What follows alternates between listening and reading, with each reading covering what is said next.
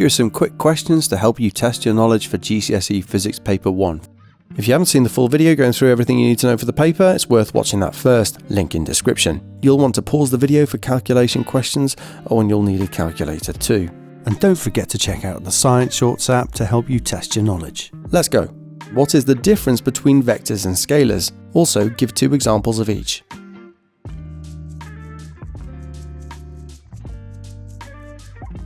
Scalars are measurements that only have magnitude, like mass, energy, and temperature. Vectors have magnitude and direction, like acceleration, force, and momentum. Remember, that's why there's a subtle difference between distance and displacement, and speed and velocity. Vectors can be added to find a resultant vector, but remember, if they're going in opposite directions, one of them must be negative. What is the equation to calculate weight, and what is it measured in? Even though you'll be given equations in your exam, people who remember them almost always do better.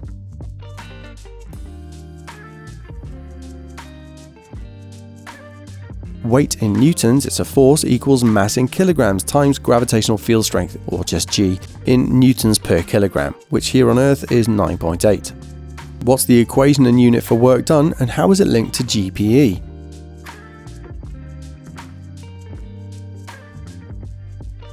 Work done is just another fancy way of saying energy transferred, so it's measured in joules, and this is equal to force in newtons times distance moved in meters. If you raise an object upwards, you're putting in the same force as its weight, so the work done is equal to the weight times the height moved, or m times g times h, and that's the equation for GPE. A 5 cm long spring extends to 25 cm with 100 newtons of force. Using Hooke's law, what is its spring constant or stiffness in newtons per meter?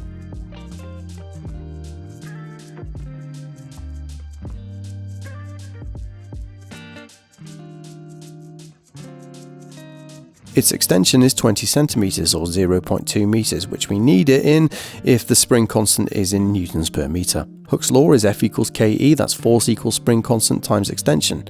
Rearranging for the spring constant K, we find this is equal to force divided by extension, so 100 divided by 0.2 gives 500 newtons per meter. What can you calculate from a displacement or distance time graph and a velocity time graph?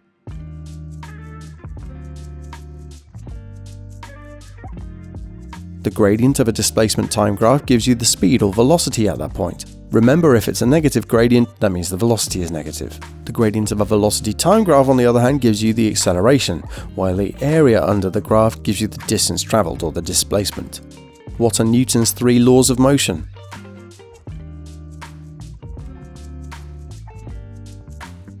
Newton's first law is this: if there's no resultant force acting on an object, its motion is constant. In other words, no overall force equals no acceleration, no change in speed. This is what happens if there's no force or forces are balanced. Newton's second law is F equals ma, force equals mass times acceleration.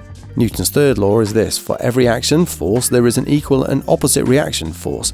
This is not the same as balanced forces, however. Even when forces are unbalanced, say a skydiver falling through the air, there's still an opposite force there, even if it's not obvious. In this case, the Earth's gravity is pulling the skydiver down. The equal and opposite reaction to that is the skydiver's gravity pulling the Earth up. Of course, the Earth is so big it doesn't do much to it as a result. What factors affect a car's stopping distance?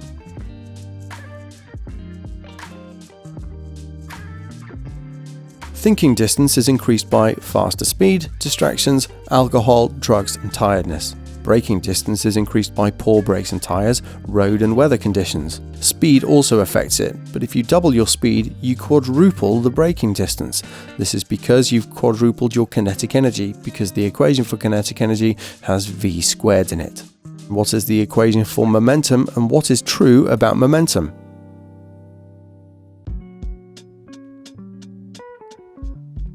Momentum equals mass times velocity. In any collision, total momentum is always conserved. Be careful, as it's a vector, it can also be negative though. What is the equation that links force and momentum, and how do airbags reduce the chance of injury in a car crash?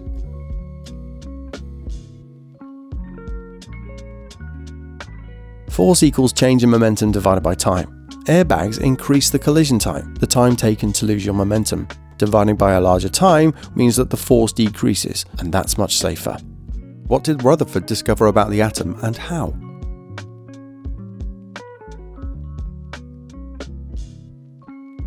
Rutherford fired alpha particles which are positively charged at a thin gold leaf. Most went through, but some were deflected back. This shows every atom is mostly empty space, but they must have a small positive charge at the center, which we call the nucleus. What are alpha, beta, and gamma radiation, and what are they stopped by?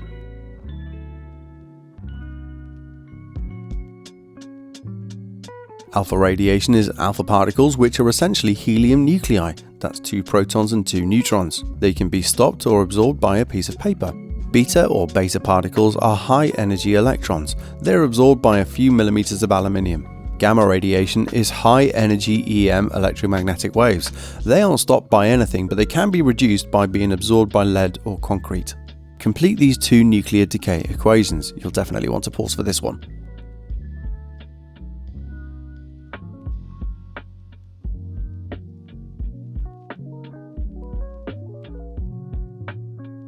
An alpha particle has a mass of 4 and a proton number, atomic number of 2. Taking that away from the uranium numbers, we're left with 230 and 90 on the thorium nucleus left over. A beta particle has a mass of basically 0, so we put that as its mass, and it has an atomic number of -1. So the mass of the daughter nucleus left over doesn't change, but be careful with the atomic number as it must go up by 1. Give 3 sources of background radiation.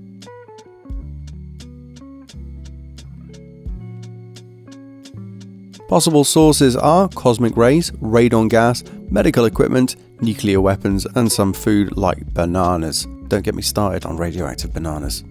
The activity of a radioactive sample decreases from 120 becquerel to 15 becquerel in 24 days. What is its half-life?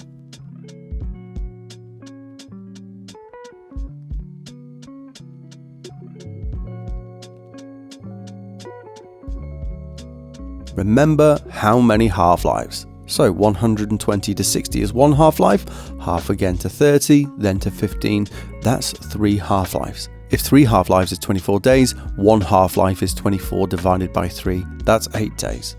What's the difference between longitudinal and transverse waves?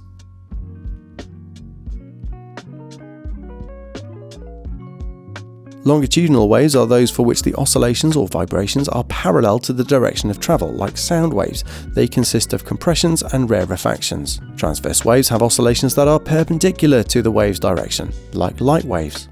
Calculate this wave's wave speed. Here's a hint: find the frequency from the time period first.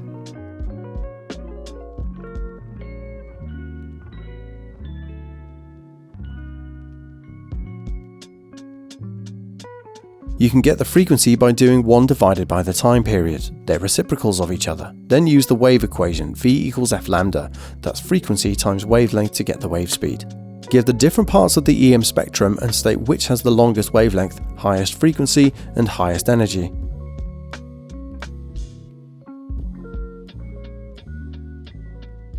Radio waves, microwaves, infrared radiation, visible light, ultraviolet, X-rays, gamma rays. Great song. Radio waves have the longest wavelength, while gamma has the highest frequency and therefore highest energy too.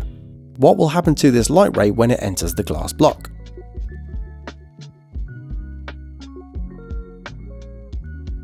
It will refract. The ray will slow down, the wavelength will get shorter, and it will bend towards the normal. How do you find where the rays converge from a point on an object when they're focused by a lens?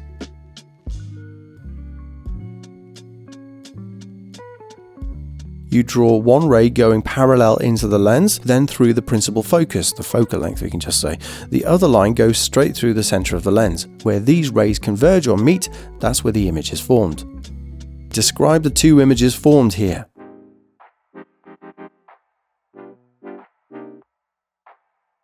The first one, it's a real image, which means it can be projected. It's also inverted and diminished. It's upside down and smaller. The second one, it's a virtual image, as the image is formed on the wrong side of the lens, as it were, which means that it cannot be projected. It's also upright and magnified. What happens to a star that's bigger than the sun when its fuel runs out?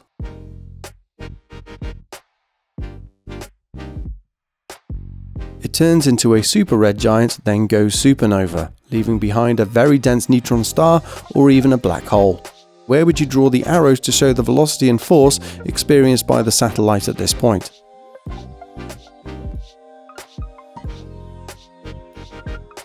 For any object undergoing circular motion, like a satellite, that's due to the centripetal force, which always points towards the centre of its circular path. The velocity is always at a tangent to the circle at any point. What is a geostationary orbit?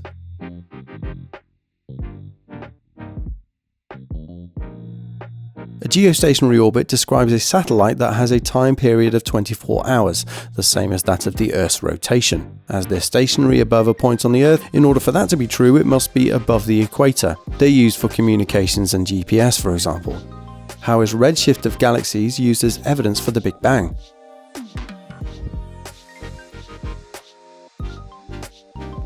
Redshift is a result of light wavelengths being stretched as galaxies are moving away from us. Here's the important bit that people often forget though. More distant galaxies are more redshifted, meaning they're moving faster away from us. This suggests that all galaxies originated from the same point.